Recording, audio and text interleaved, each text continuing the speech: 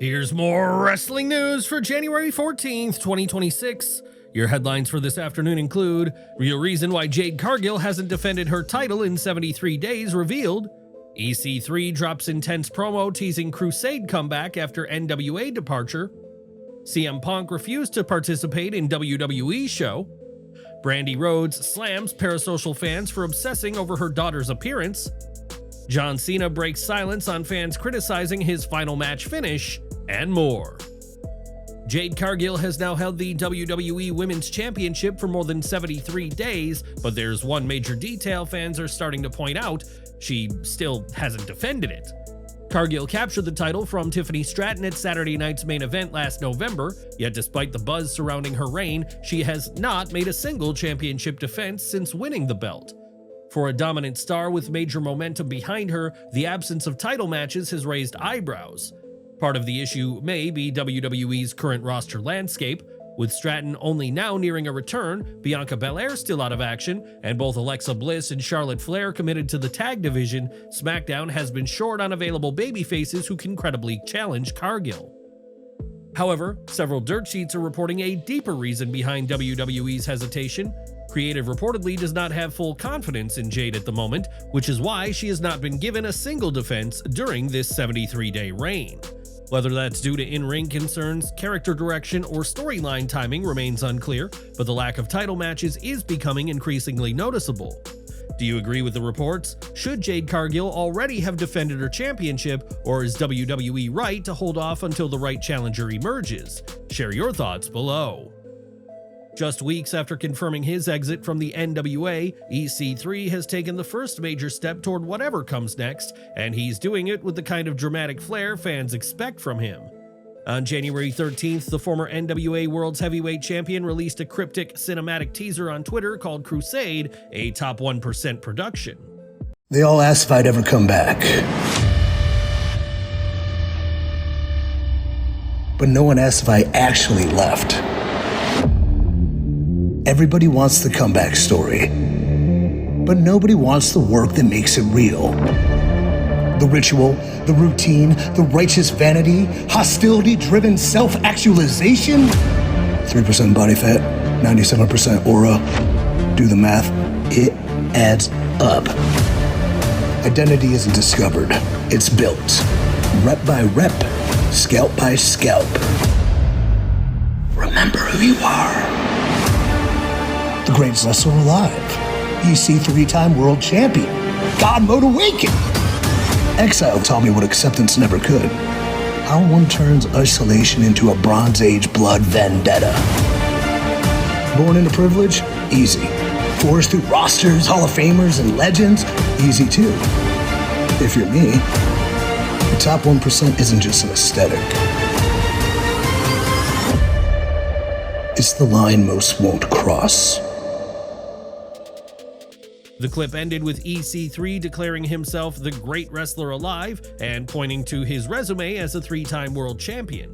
The message behind CRUSADE remains open to interpretation, but the tone suggests it may not represent a company or a match, but a philosophy or new direction for his character.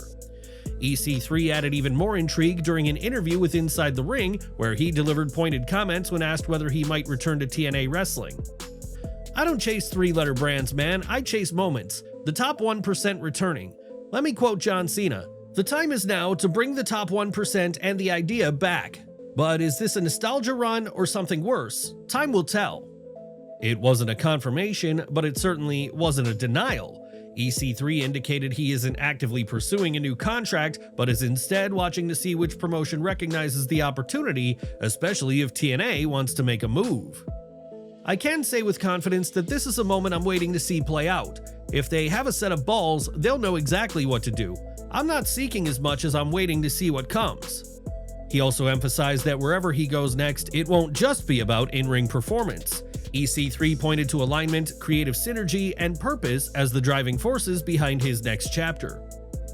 "What I've learned in wrestling over the past couple of years is alignment. How to be aligned with what's being created and what's being portrayed. It's more than just what you do as an individual in the ring. Wherever I go next, it's going to be a better place when I get there and a better place when I leave. Whether CRUSADE leads him back to TNA, into a completely new promotion, or toward a project altogether different from mainstream wrestling, one thing is clear: EC3 intends to make his next move meaningful and disruptive. Where do you want to see EC3 show up next? Share your thoughts and predictions in the comments. Enjoying the video? A quick like goes a long way in helping us grow and deliver more wrestling news you care about. As WWE prepares to release the second season of its backstage reality series Unreal, CM Punk has opened up about his complicated relationship with the project. Speaking on Notsam Wrestling, Punk praised the show for what it brings to the audience, but made it clear he's far less enthusiastic about the constant cameras required to make it happen. "I share the sentiment with a few guys on the roster. I'm not super thrilled about it," Punk admitted, referring to the ever-present production crew capturing backstage activity. Punk went on to reveal that he purposely avoided taking part in the sit-down interview segments for Season 2. Despite repeated requests, he continuously declined. "I know they're asking me to do an interview for it, and I kept saying no, I'm not going to be there," Punk explained. "And we never did the interview, so I don't know if that means I'm not in it, but I also, there's a camera in my face everywhere I go, so I'm sure I'll pop up." For Punk, the issue isn't the show itself, but the intrusive nature of the filming process. He said that if he doesn't want a moment filmed, he simply removes himself from the situation. "If I don't want them to shoot something, I just go, 'Don't shoot it,' right? Or, 'I know there's cameras waiting here, I'll go walk somewhere else.'" Despite that discomfort, Punk praised Unreal for the humanity it showcased behind the larger-than-life personas. The first season earned his respect precisely because it peeled back the layers on top stars. "I watched the first season, and I really liked it because I thought it kind of brought a human element to Charlotte Flair or Rhea Ripley, or even me to an extent," Punk said. He also took aim at critics who loudly complain about the show while continuing to consume it. "Nobody's got a gun to your head, right? You don't gotta watch it," Punk argued. "Why are you commenting? I hate this so much. Tomorrow I'm gonna review Season 2. Don't." As WWE gears up for Season 2 of Unreal, Punk's comments highlight the balancing act between authenticity, entertainment, and personal privacy, especially in a locker room that has grown more protective of its backstage space in recent years. What about you? Do you think Unreal gives fans meaningful insight into WWE's world, or is it too intrusive behind the curtain? Should Punk embrace being featured more, or keep his distance? Share your thoughts in the comments below. Brandi Rhodes is pushing back after what should have been a wholesome moment with her daughter was turned into something uncomfortable by social media.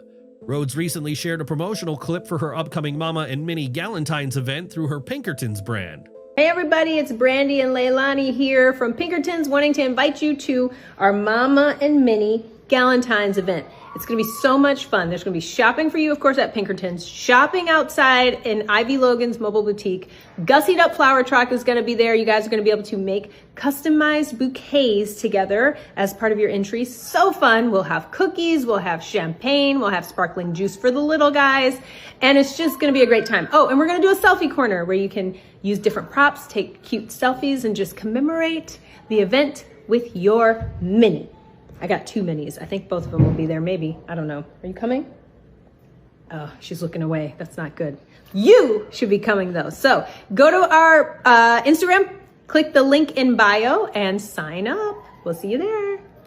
Instead of responding to the event itself, many users flooded the comments with remarks about her daughter Leilani's appearance, specifically comparing her features to Cody Rhodes and claiming she looks nothing like Brandi. One viral post read, "Brandi's jeans didn't even stand a whole chance. Leilani stole Cody's whole face." On January 13th, Brandi took to Twitter to address the reactions. She made it clear that seeing her child used as the centerpiece of an online debate was upsetting, especially when the video was meant to promote her business. "It really weirds me out when people use a post for my business and repurpose the video to debate over my tiny baby, but that's the internet, I guess," she wrote. Brandi added that she now understands why many public figures choose not to share their children online, saying, "I get it now, and I think I'm on that train going forward." Her statement signals a shift in how she plans to handle her family's privacy, with Brandi suggesting she may no longer post photos or videos of Leilani due to the inappropriate commentary. Do you agree with Brandi Rhodes' choice to pull back on sharing her child publicly? Should fans be more respectful when it comes to celebrity kids? Share your thoughts below. John Cena may have shocked the WWE Universe by tapping out to Gunther at Saturday night's main event, but he isn't running from the criticism, he's embracing it. At Fan Expo in New Orleans, Cena addressed the backlash head-on, making it clear the ending of his retirement match went exactly the way he intended. Cena said, "Losing my last match against Gunther. Thank you for reminding me that you're allowed to have your opinion, and thank you for not just conforming to a certain set of standards." He acknowledged the split among fans, noting that the mixed reaction mirrors the very foundation of his 23-year career. Rather than dismissing negative responses, Cena welcomed them as part of the larger story he wanted to tell. He explained that he crafted this finish knowing that it wouldn't win universal approval, and that was precisely why it felt right. "Thank you for being vocal enough to express how you felt. I put together a story which I think y'all would enjoy. When there's critical opinion out there, I'm all ears. Don't ignore critics. I'm thankful for them at DC and everywhere before that. Like I said, I guess it kind of parallels my career.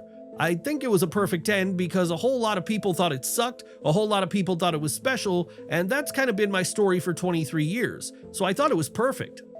Cena also revisited the powerful symbolism behind the smile he showed as he passed out in the ring, something he previously discussed on Cody Rhodes' podcast, What Do You Want to Talk About?